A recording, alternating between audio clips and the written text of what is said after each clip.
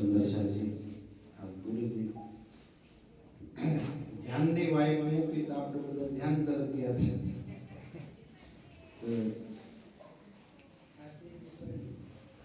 સ્વયંસેવક આપણે સુંદર સાજી સમાપ્તિના નારીઓ વગેરે તૈયાર રાખી રાજ્યને ભોગ લગાવવા માટે સુંદર સાહ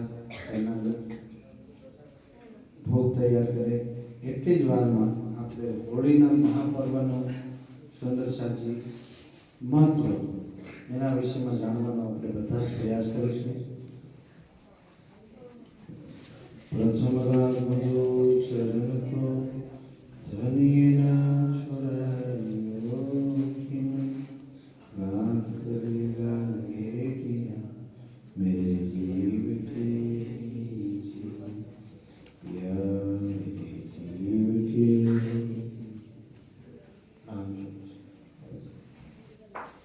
ઋત માહે ઋત વસંત ઘણુડી જેમાં મોરે વનરાય વિધ વિધના રંગ લહેરાવે લડ્યો વન તળે કંઠડે વલાય વન તને કંઠડે વલાય એની ઋતે એકલી મુને કેમ મૂકો છો પ્રાણનાથ.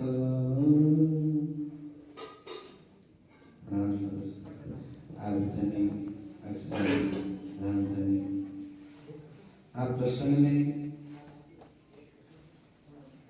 આપણા સૌ સુંદર સામે આ વાણી આ લીલા આ જગતની અંદર પ્રગટ કરે છે.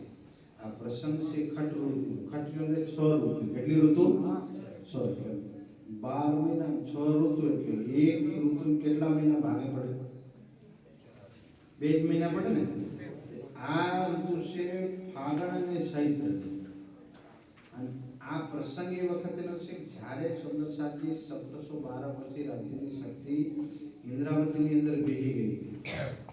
એના પછી ક્યોંકિ સોનાને પણ પ્યારે સુંદર સાજી કુંદન બનવું હોય તેને તપવું પડે. શું કરવું પડે?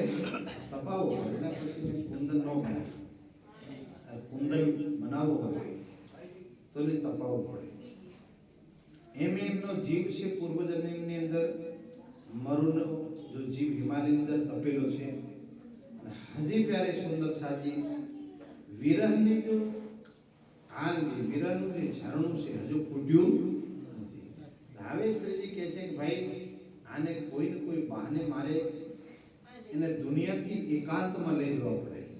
તો બહાનો બનાવી પ્યારે સુંદર સાજી અને ત્યાંથી એમને હફસામાં લઈ ગયા 1714.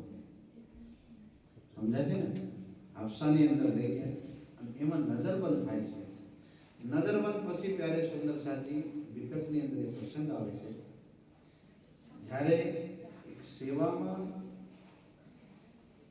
શ્રીજીની સાથે જે હતા જેમના ઘરે એમને વિચાર કર્યો હતો કે મારા સદગુરુ મહારાજના નામનો હું ભંડારો કરું. શું કરું? ભંડારો. તાકી ભંડારા નામે સૌ સુંદર સાથ ભેગા થઈ સદગુરુની લીલાની યાદ કરે, એની વાણીની યાદ કરે, એમના ધામના વચનોને હંમેશા દિલમાં વાગોળે તાકી માયામાં પણ સુંદર સાથ રાજ્યના ચરણોથી દૂર નહીં રહી શકે. ના થાય એટલા માટે શ્રીજીએ આ વિચાર દિલમાં લીધો ઇન્દ્રાવતી આતમ पर राज्य ने मंजूर नहीं था. राज्य को मंजूर नहीं था. मारा नामना भंडारो नहीं. मने तो तने ही भंडारो कर ले. खुद भंडारो करो. आपने एक तो भंडारो करिए अन्य राज्य किसके नहीं. तुझे ही भंडारा बनना पड़ेगा. अब तुझे कुर्बानी देनी पड़ेगी. यहाँ प्यारे सुंदर साजी राज्य कुर्बानी मांग रहे की तरफ हफ्सानी जेल के अंदर जाए छे અને જે નજરબંધ કહેવાય. એક હોતી છે જેલ, બીજું હોય નજરબંધ. નજરબંધ એમને જ્યાં મહલ હોય મહલની અંદર એક રૂમની અંદર એમને નજરબંધ કરવાનો. જ્યારે સાહેબ સુંદર સાજી સમય વીતે છે. શું વીતે છે? સમય.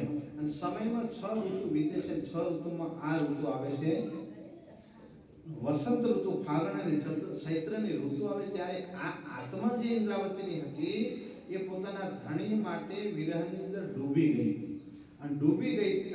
હવે આ સાહેબ આ મહિનો આવ્યો છે આ હોળીનો, અને અંદરથી વાણી પ્રગટ થાય છે. કોની અંદરથી? ઇન્દ્રાવતીના ધામથી આ વાણી રાજ્ય પ્રગટ કરાવે છે. ત્યારે આ વાણીની અંદર શું લખાયું આપણે 5-10 ચોપાઈ જોઈએ. ઠીક છે, બોલો શ્રી. આ વાણી અંદર વાતો કઈ પ્રગટ થઈ તો કહે છે કે ભાઈ એ મારા નાથ ઇન્દ્રાવતી આતંકી હતી કે હમણાં હવે તો આંબા ઉપર મોર આવી ગયા છે. સમજાય છે? ક્યોંકિ ગોવિંદીનો મોર આવ્યો છે, આંબાનો મોર આવ્યો છે, અને જેમાં મોરે વનરાય, વનોની અંદર જે ઝાડવા છે એ મોરાયા છે મારા નાથ. અને હર પ્રકારના રંગ અને વેલડીઓ લાગે છે કે આ વનોની અંદર નયા પોપળ કાઢ્યા છે એમને. એની રીતે એકલડી મુનિ કેમ મૂકો છો કાળનાથ? એ મારા નાથ કે આ ઋતુની અંદર તમે મને કેમ આ માયાના સંસારમાં, એટલે આ બધી વાત આપણે બોલીએ એમાં એક પ્રસંગ આવે, એકલડી પરદેશમાં. હવે ઇન્દ્રાવતી આતંકે છે કે પોતાના પ્રિયતમ એક સંસારનો એક્ઝામ્પલ એનો દ્રષ્ટાંત આપી અને પોતાના આત્માના નાથને પુકારે છે, બહાનું બનાવે છે. ત્યારે કહે છે કે એની રૂપે એકલડી મને કેમ મૂકો પ્રાણ.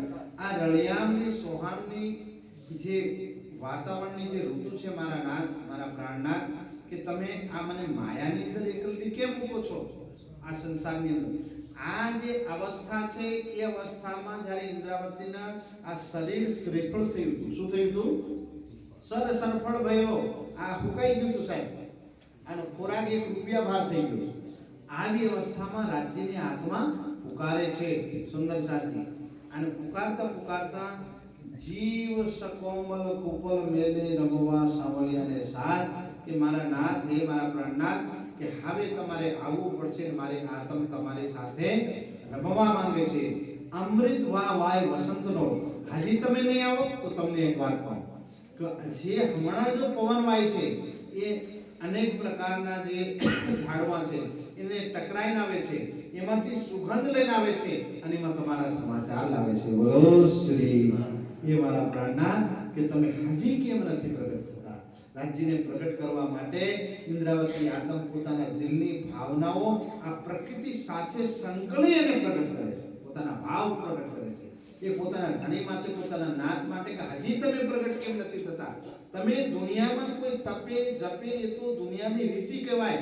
તમે તો મારા નાથ કેવો છો, મારા ધણી કેવો છો. એટલે તમે તો મારા આ ભાવનાઓ, ઇન્દ્રાવતી ભાવનાઓ પ્રગટ કરે રાજ્ય સામે. અમૃત વાય વસંતનો ને લહેરો લીએ વનરાય, કે જેમ વનોની જે શાખાઓને ટકરાઈને જે વાવ આવે છે, પવન આવે છે સુગંધિત, એ મારા નાથ કમ સે કમ મારી લાજ નહીં રાખો, કમ સે કમ આ પવનથી તો રાખો. ઇન્દ્રાવતી આતંક છે. એ ઋત દેખી જીવન વિના, તે મારે જીવને ન ખવાય. આવું ઋતુનું રળિયામનું વાતાવરણ મારા નાથ, આમાં તમારે પ્રગટ થઈને દર્શન દેવા પડે, નહીં તો તમારી લાજ જશે કે છે. તે મારે જીવને ન ખવાય. ન્યા તો મેં આ સંસારમાં નહીં રહી શકું, તો તમે કેમ મારા વિના મારી આત્મને દર્શન દે, मेरी आत्म को दर्शन दिए बिना, मारी आत्म ने दर्शन आप्या वगत તમે કેમ ખમો છો? બોલે તમે કેમ રોકાણા છો આ જગતની અંદર? હવે કેહી વિદ કરું રે વાલા, તમે કાથા મોસો એમાં, મુને મેલે એકલડી તમે વેસો કરારે કેમ. આ પ્રસંગ ત્યારે સુંદર સાજી વિરહનો સાનો છે. આ હમણાં તો આપણે ચર્ચાની અંદર ગાઈ દઈએ, પણ આ એવી અવસ્થાની અંદર ડૂબીને આ પ્રસંગ કીધેલો છે કે જેમ એક શ્વાસ જાય અને આપણો તરત જ બીજો શ્વાસ આવી જાય. પણ ઇન્દ્રાવતીની આત્મને એમ લાગે કે એક શ્વાસ જાય અને મહિના પછી શ્વાસ વળે. આટલો સાહેબ જેમાં અંતર પડે. પોતાના ધણી માટે, પોતાના પતિને, પોતાના પ્રિયતમ આત્માના નાથને પામવા માટે આટલી જેમાં 12 મહિનાને 6 ઋતુમાં બાટી, તેમાં 6 ઋતુને 6 શ્વાસમાં વાટી દીધા છે. અને પોતાની આત્મ ધણીને પુકારે છે.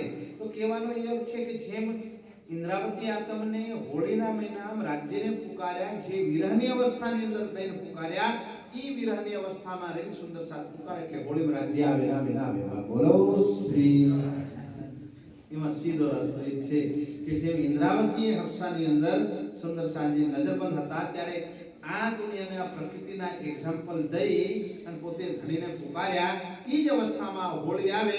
હોળી બે પ્રકારથી રમાય. હવે હોળીની વાત આવી એટલે કઈ તમને બોલો શ્રી સાત માહે આવી મારા વાલા અંતરાય કીધું મોસું એમ આકાર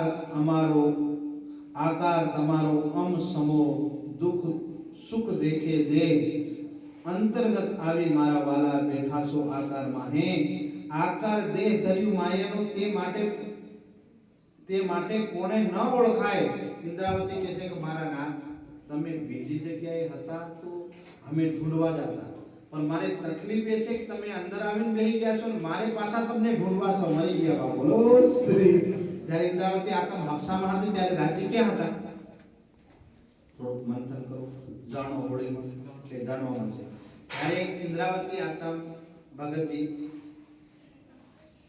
હફસામાં હતા નજરબંધ હતા એ વખતે રાજ્યની શક્તિ ક્યાં હતી? વાણી ઉતરે છે આ અંતર્ગત આવી મારા વાલા બેઠાસો આકાર માહે આકાર દે ધર્યું માયાનો તે માટે કોણે ન ઓળખાય. એક તરફ રાજ્ય ઇન્દ્રાવતીના ધામ દિલમાં બેઠા છે પણ હજી અંદર બેહીન અંદરથી આવી નજર સામે આવતા નથી. આ વ્યાકુળતા ઇન્દ્રાવતી આ તમને સતાવે છે. તમે બીજી જગ્યાએ હોત તો દર્શન ના દો કોઈ વાંધો નહીં પણ ના તમે મારા અંદર બેઠા છો ને મારા આકારમાં બેઠા છો, વેગળા નથી બેઠા. અને પછી તમારો આકાર પાછો હમસમો એટલે દુનિયા બહારથી કોઈ નહીં જાણી શકે. બોલો શ્રી. માયાનો છે તમે દેહ ધર્યું આ માયાનો છે એટલે દુનિયા ઓળખી શકે. આકાર દેહ ધર્યું માયાનો તે માટે કોણે ન ઓળખાય કે માયાનો આકાર છે એટલે દુનિયા એને ઓળખી ન શકે. દુનિયા આકારને ઓળખે છે, સાકારને ઓળખે છે, સત્ય સ્વરૂપને ઓળખતી નથી. એક આકાર ધરી અમ્માહે બેઠા છો અંતરિક્ષ મારા નામ કે આ આકાર આ શરીર ધરી અને તમે અંતરિક્ષ મારા આત્મના હૈયે તમે બેઠા છો પણ કેમ છાના રહો છો તમે આમથી અમે તમારા શરીખ પરમધામમાં તમારા ને અમારા કોઈ ફરક નથી. કોણ કે ઇન્દ્રાવતી રાજ્ય કે પછી તમારા અમારા અહીંયા બેહી અને તમે છાના કેમ છો એ મને ઓળખાતું નથી. ઇન્દ્રાવતી આત્મ રાજ્યને કહે છે કે હવે મેં તમને દીઠા યુક્તિ ઓળખ્યા આધાર તે માટે તમે તેડજો તત્ક્ષણ મળો તે થાય કરાર. મેં તો તમને ઓળખી લીધા તમે મારી અંદર આવીને બેઠા છો પણ હું ઇન્દ્રાવતી આત્મ કે આ ધામ ધરીને હું રીઝાવીશ. જેમ આ 6 ઋતુ આવશે 6 ઋતુની અંદર જે પ્રકૃતિ ખેલ ખેલશે તેમ મારી આત્મ વિરહની અંદર ડૂબશે અને ધની તમને પુકારશે. અને હમણે હું કેમ પુકારું છું તમને? હવે મેં તમને દીઠા યુક્તે ઓળખ્યા. હવે તો મેં તમને ઓળખી લીધા. કોણ કે ઇન્દ્રાવતી. આપણે હું વિચારીએ કે મહેરાજ ઠાકુરની અંદર આત્મ કઈ છે? બોલો. મહેરાજ ઠાકુરની અંદર આત્મ કઈ છે?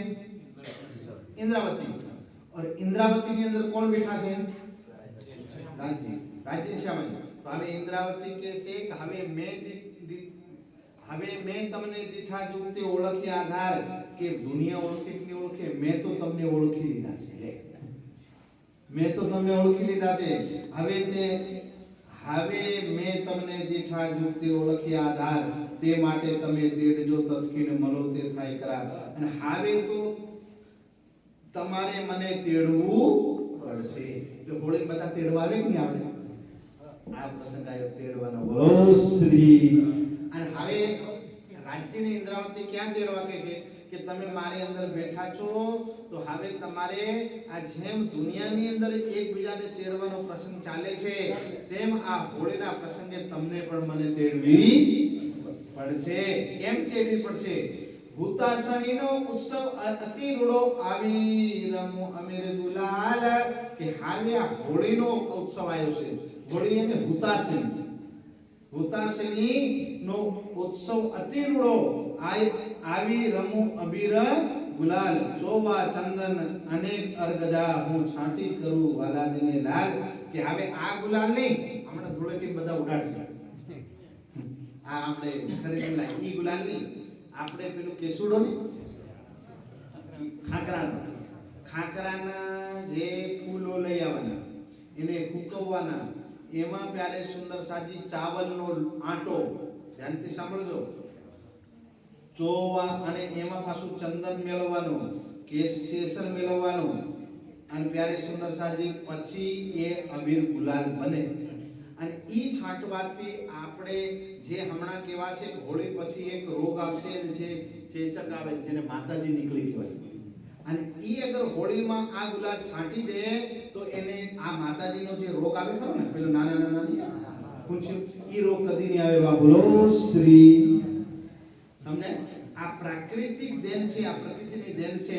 તો ઇન્દ્રાવતી આતમ કહે છે કે મારા નાથ કે આ તમને પ્રેમ અને આનંદના રંગથી હું તમને રંગી દઉં, હું છાંટી કરું વાલાજીને લાલ.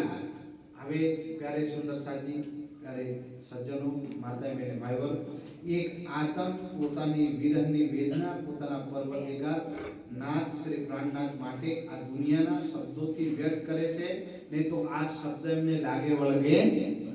આ તો એક ધણી અને ધણિયાણીની આ એકાંત વિરહ વેદના જે ધણીને મળવાની જે કામના છે, એક ધણીને આતમ પોતે રાજ્યના દર્શન માટે જે વ્યાકુળ છે, એમાં આ હોળીના પ્રસંગને વણે છે. શું કરે છે? કોઈ જેલમાં કોઈ હોળીઓ બનાવે,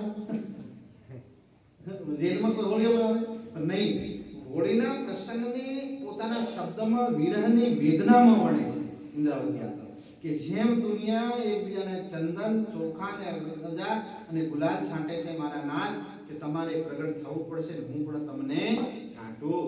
તો સુંદર સાજી જે હોળીનો પર્વ છે એમાં વધારે મારે નથી કહેવું, પણ આપણે એટલું જાણીએ કે પરંપરા જે ભારતીય સંસ્કૃતિ જેમ કહેવામાં આવે કે ખુનકા જે હિરણ્યકશ્યપ હતા અને એક આસુરી માર્ગ લીધો હતો, રાક્ષસી માર્ગ લીધો હતો, પોતાને પરમાત્મા કેવડાવતા, અને એના જો દીકરા હતા એ એમને પરમાત્મા નહીં માનતા અને અહંકાર વશ પ્યારે સુંદર સાજી એને મારવાનો પ્રયાસ કરે છે. અને એમના જ બેન હોલિકા, આ બધા સુંદર સાતને ખબર છે, ધર્મ અધર્મનું યુદ્ધ થાય છે. એના પછી એમને વરદાન હતું બ્રહ્માજીનું કે જાઓ બેટા કે તમે હંમેશા તપસ્વી કુળમાં જન્મ્યા છો, તમને વરદાન આપીએ કે કોઈ અગ્નિ તમને બાળી શકે નહીં. પણ અધર્મનો સહારો લે છે આ જે હોલિકા અને કહે છે કે આ પ્રહલાદ તારો દીકરો પરમાત્માને નથી માનતો, મને વરદાન છે કે હું અગ્નિમાં બળી શકું નહીં. પણ હોલિકાને ખબર નહીં કે તું ધર્મથી વિપરીત થઈશ તો બળી જઈશ. અને જ્યારે લાકડા ઉપર બેહે છે ત્યારે સાહેબ પ્રહલાદ ધર્મનું સ્વરૂપ હતું અંદર, એટલે પછી સાહેબ છે હોલિકા બળી જાય. શું એમાં બ્રહ્માનું વરદાન ખોટું પડ્યું? નહીં. બ્રહ્માનું વરદાન તો સાચું હતું, પણ અધર્મના માર્ગે હોલિકા હતા એટલે હોળી બળી ગયા. એના પછી સાહેબ હોળી બળી જાય પછી ટાડી કરવા માટલે લઈ જાય, શું કરવા જાય?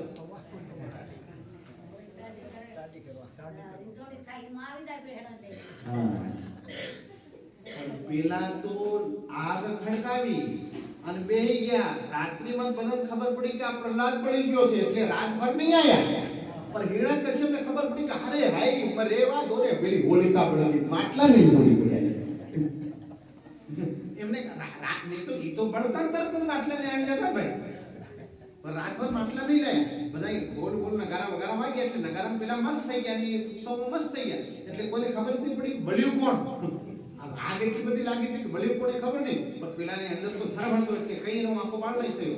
એના પછી ખબરમાં ખબર પડી કે રેવા દો બોલે આ તો ઉલટું થયું ધર્મ. કે શું થયું? હોલિકા બળી ગયા. તો કે ટાઢું કરો, કમસે કમ ટાઢું પાણી નાખો. આ પાણી કોઈ ગોર બળે તો આપણે નહીં કઈ કેવડી બળે પાણી નાખી જ નહીં નાખીએ. એના વિચાર કર્યો પાણી નાખો ભાઈ, પાણી નાખો ગામવાળા. એ વખતે આપણે મોટર ટ્યુબવેલ ને કોઈ નહોતું, એ વખતે શું હતું? માટલા. એટલે બહેનો કીધું કે પાણીની પણિયારો સવારમાં પોતાના ઘરે પાણી લઈ જતા. આ હોળિકાને ટાઢી કરવા જાવ ત્યાંથી ચાલુ થઈ ગયું, ત્યાં હજી હોળિકાને ટાઢી કરે. અરે ઈ નથી, એ તો અધર્મનું સ્વરૂપ છે, એને પાણી રેડવા જેવું જ નથી. સમજ્યા મારી વાત? ત્યાં પાણી રેડવાની જરૂર જ નથી. આમ તો આ પ્રહલાદ તો આને નવડાવવો જોઈએ કે ધર્મનું સ્વરૂપ હતું. તો કહેવાનો અર્થ છે કે જેમ હોળી અને જગતથી હમણાં તો સિટીમાં મેં દેખ્યું પેલું ટ્રેક્ટર લાવીને લાકડા પીઠાથી લાવી મૂકી દે નહીં. ગામોની જે સાચી પરંપરા છે, હર ઘરથી એક લાકડું જાય ને, ये पुरानी परंपरा हरिने कश्यप के वक्त की परंपरा है. तो मारो कहेવાનો अर्थ છે કે આ પરંપરા ચાલતી है. આપણે તો आनंद लेવાનો, बाकी એને સાથે કોઈ લેવા દેવા ના. તો પૂરો आनंद लो, राज समाधि का नाम लो कि भैया संसार है बीजू नहीं तो मन में खुशी थावे, टेंशन न समझे. आनंद लो, રાજ્યમાં કરે, પણ બસરતે રાજ્યને છોડવા નહીં. આ ધ્યાન રાખો. એટલે જેટલું નાચવું એ નાચવું, અને એમાં પાછું એ ધ્યાન રાખો પેલો કેમિકલ વાળો ગુલાબ નાખવો નહીં. પોતે પેલા ખબરમાં મહારાજે કે ખબરમાં પોતાના પર્વદિગાર, પોતાના ધણી, પોતાના રાજ્યને રીઝાવી લેવા, પછી શરીરથી તમારે રીઝાવવા નહીં રીઝાવવા એમાં અમે કઈ કહી શકીએ. પાછા એમ નહીં કે બાવા એટલું તો જવું પડે, એટલે એવું નથી. તમારે એમાં હોળીમાં નાચવું નાચી શકો, નહીં નાચવું તો વાંધો નહીં. પણ બસરતે સુંદર સાથે હર સાલ હોળી આવે તો આ સાલમાં પાછા નવા જે શાદી થયા હોય ને એ પાછા નારિયેળ નાખવા જાય. શું નાખવા જાય? એમના માટે એક વાત કહું તમને, જાણવા દીધા. બોલો શ્રી ભાઈ ભાઈ આ નારિયેળ તૈયાર રાખો. કોઈ વાત નહીં, આપણે પ્રસંગ છે એટલે કહી દઈએ એ તો ચાલતો. હવે આપણે હર પૂનમ એટલે આનંદ લેવાનો. આપણે નવા જે બંધુગણો હોય ને, હા હમ નહીં કહેતા હતા, પરંપરા છે સમાજની, એમાં કઈ પૂજા હે નહીં, પણ એમાં પરિક્રમા ફરીને નારિયેળ અર્પણ કરવામાં આવે. તો પ્યારે બંધુઓ, એનો અર્થ એક જ થાય કે જેટલા પણ મનના કોઈ પણ પ્રકારના કામ, ક્રોધ, લોભ, મોહ, મદ, ઈર્ષા, તારું મારું ફલાણા ઢીકડો, હવે પતિ પત્ની જે જીવન જીવવા માટેનું જે જોડું પ્રકૃતિનું બનાવ્યું છે, હવે તમારે જે જીવન જીવવાનું છે એ હંમેશા સાથમાં રહેજો અને કામ, ક્રોધ, લોભ, મોહ, મદ, ઈર્ષાથી દૂર રહેજો. ઈ બધું હોળીને આપી દેજો. ઈ પેલી હોળિકા લઈ જશે, તમારે રાખવાનું નથી. પણ પેલા હોળિકા તું લઈ આવે, મારી વાત સમજાય છે? હોળિકા તું પાછા લઈ આવે, પણ હોળી ના આપે. નારિયેળ એટલે હોળી ના આપી દે, બાકીનો હોળી પાછા લઈ આવે. એટલે ત્યારે બંધુઓ હર સાલ હોળી ને ત્યાં જાઓ, ઢોલ વગાવો, આનંદ કરો. તો મનમાં એક જ વિચાર રાખવો કે ભાઈ જેટલું ભાઈ આ વર્ષનું જેટલું હોય એટલું ત્યાં હોળિકા દઈ દેવાનું. ભાઈ તું અધર્મનું સ્વરૂપ તમે છો તો તમને અમે સોંપી દઈએ, અમારે તો ધર્મનું સ્વરૂપ રાજ્ય છે એટલે અમે એમાં આનંદમાં રહીશું. સુંદર સાથ સમજાય છે? એટલા માટે હોળિકાને પાણી રેડવા જાય, પાણીની જરૂર તો નથી. મૂળ વાત તમને બતાવી દીધું, ખાલી પેડા ભારે નહીં કરવાના.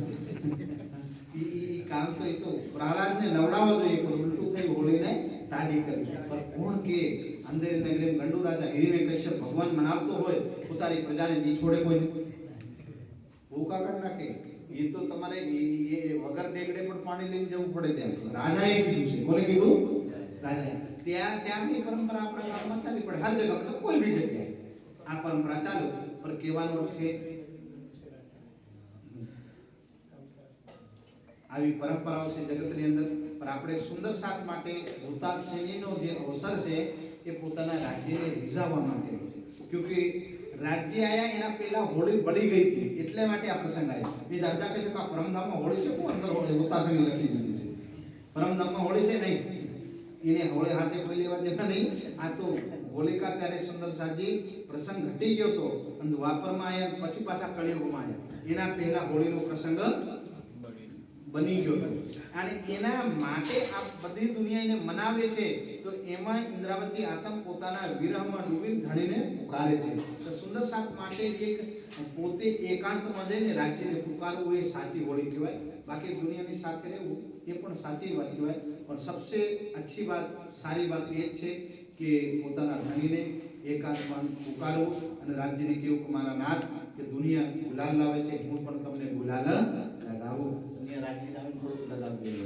બોલો શ્રી આવે આપણે આવી આરે વાળા મોટા ભાઈ